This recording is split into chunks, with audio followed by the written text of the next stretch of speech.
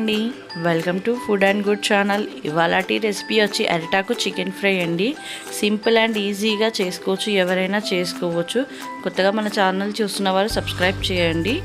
నేను ఇక్కడ 300 grams chicken తీసుకున్నాను. 1 స్పూన్ అల్లం వెల్లుల్లి పేస్ట్, రుచికి సరిపడా ఉప్పు, 1/2 స్పూన్ పసుపు, 2 టేబుల్ స్పూన్ల Kashmiri red chilli powder, colour కూడా బాగుంటుంది, 1/2 spoon garam masala, 1/2 teaspoon ధనియాల పొడి, 1/2 teaspoon chaat masala, 1/2 teaspoon kasuri methi, 3 స్పూన్ల పెరుగు వేసి బాగా మిక్స్ చేసుకోవాలి. మిక్స్ చేసుకొని 30 నిమిషాల పాటు మ్యారినేట్ చేసి పక్కన పెట్టుకోవాలి.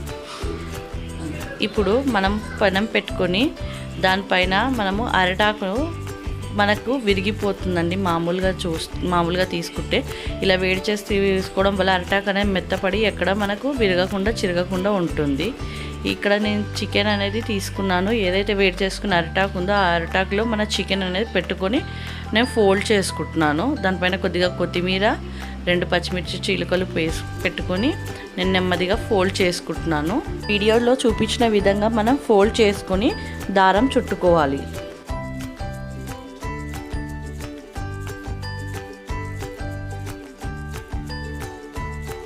చికెన్ కూడా అలాగే పొట్లంలా చుట్టుకొని పక్కన పెట్టుకోవాలి. ఇప్పుడు స్టవ్ పై పెనం పెట్టుకొని 2 స్పూన్ల ఆయిల్ వేసుకొని వేడి అయిన తర్వాత ఈ పొట్లాలని మనం పెనం పైన పెట్టుకోవాలి. పెనం పైన పెట్టుకొని ఒక సైడు 10 నిమిషాలు కుక్ చేసుకోవాలి మీడియం ఫ్లేమ్లో.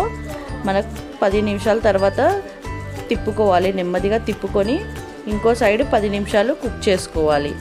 కుక్ చేసుకుంటే మనకు అరిటాకు చికెన్ ఫ్రై అనేది రెడీ అవుతుందండి.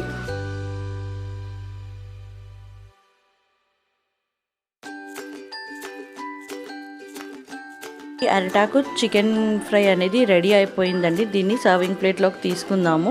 తీసుకొని నెమ్మదిగా పొట్లాలకున్న దారాన్ని కత్తెరతో కట్ చేసుకొని తీసేసుకొని మన సర్వింగ్ ప్లేట్లోకి వేసేసుకోవాలి. ఇక్కడ మనకు చూడండి చికెన్ అనేది కూడా బాగా ఉడికిపోయింది. అండ్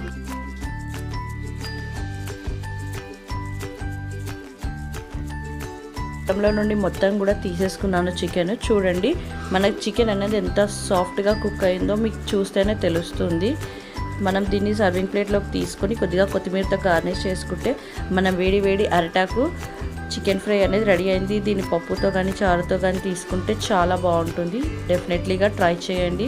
మీకు ఈ వీడియో కనుక నచ్చినట్టయితే లైక్ చేయండి, షేర్ చేయండి, సబ్స్క్రైబ్ చేయండి.